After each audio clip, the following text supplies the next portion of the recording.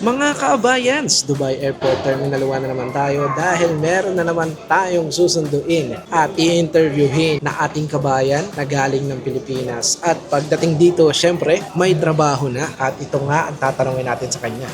Ano ba ang magiging trabaho niya pagdating dito? Syempre, with the help of our recruitment agency in the Philippines at syempre ng ABA or Albabalabyad, nakarating siya dito ng legal. Tanungin natin siya kung ano ba ang naging process ng pagpasok niya sa immigration, kung ano yung mga papel na hiningi sa kanya at binigay niya. At ano ba ang mga kailangang papel, ano ba yung mga importanteng papel na kailangan sa immigration para makapasok ka. Diba? Para hindi ka ma-offload. So, samahan nyo ako at ating salubungin at tanungin itong client na to. So, liga na! Let's G!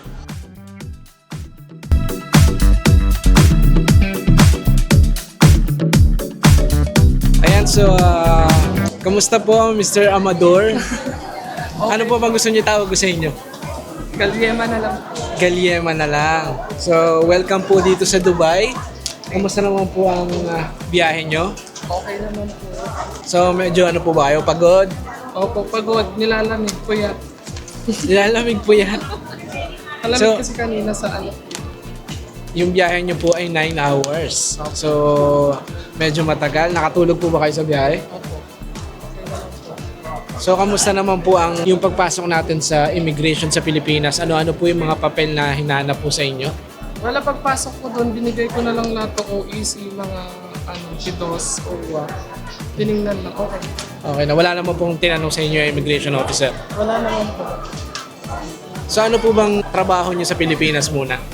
Sa salon din po. Sa salon din. Nag-ano po kayo ng buhok? Hairstylist po kayo? All around po. All around. Saan po kayo sa Pilipinas? Sa Kalinga pa po. Kalinga. Layo. Saan po ba Kalinga? Mindanao? Hindi. Visayas? Parang Luzon. Kalinga pa yun. Ayun. Ayan, so, bale, hairstylist din po kayo sa Pilipinas. Opo. So, first time niyo po ba mag-abroad? Opo. Wow, first timer po pala si sir. So, pagdating nyo naman dito sa immigration sa UAE, ano naman po ang ginawa nyo? Wala, bigay lang ng passport. Tapos tatakbo. Okay na. Yun. So, congratulations po. At nandito na kayo sa UAE. At pagdating nyo dito ay may trabaho na kayo. Siyempre, with the help of our recruitment agency in the Philippines at siyempre ng ABA or Albabalabyad, nakarating kayo dito ng legal at may trabaho na. Opo. So, pagdating nyo naman dito sa UAE, ano ang magiging trabaho nyo? Hairdresser din po. Hairdresser din. Saan lugar dito sa UAE? Albarsha. Sa Barsha. So, dito lang din kayo sa Dubai. So, kinabahan po ba kayo sa pagdating nyo dito? Anong nararamdaman nyo ngayon? Kasi nandito na kayo sa UAE eh. Masaya. Hindi ako kinabahan kasi alam kong legal ako. Oo, kasi kompleto po ang papeles eh, no?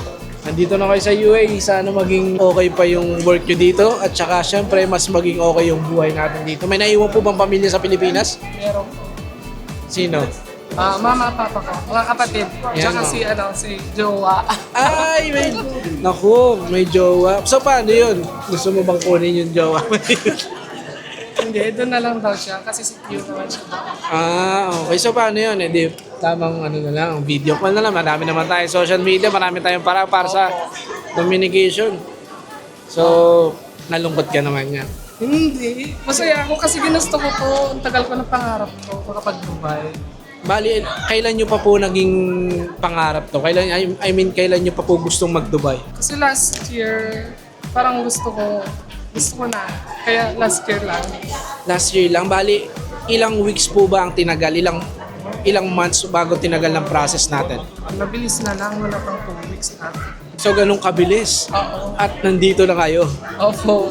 So- Mabilis lang. Mga nasa kulang-kulang isang buwan na siguro. Ayan. So, ang tanong dito, marerecommend nyo po ba yung ABA or Albabalabyad? Oo naman, legit. Albabalabyad, legit. Bali, sino pong kausap nyo dito? Si Miss Ann po. Tapos si Sir Ann. Ay, hello po Miss Ann. Sorry po. Medyo masagot ako. Sir Ali, thank you po. Ang dami yung advice. Salamat po. Dito na po ako sa Dubai. Thank you. Tsaka si Kuya Well. Ay, Kuya Will, kala ko nga ikaw yung ano ngayon.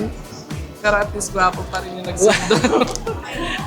So si Kuya Well ay nasa Pilipinas. Opo. At syempre ako ngayon yung mga nag-i-interview sa inyo sa lahat ng mga client natin na dumadating dito sa UAE. So, congratulations sa iyo at sana mas maging okay ka pa dito sa Dubai at pagbutihin mo ang trabaho mo. Yun lang at saka syempre ito yung pinakamaganda sinasabi natin sa mga client natin, sa lahat ng mga tao na nanonood sa atin. Welcome to Dubai! Thank you so much! Pa-picture naman po. Getting staff from the Philippines and thinking just only giving employment visa and ticket going here to United Arab Emirates are enough? No, no, no! So, Filipinos who will come from the Philippines to United Arab Emirates with employment visa needs to get the documents verified from the consulate and POE in the Philippines. So if you need help, you can contact us on WhatsApp and on our social media platform, and we're gonna help you to bring your staff from the Philippines to United Arab Emirates. Bye!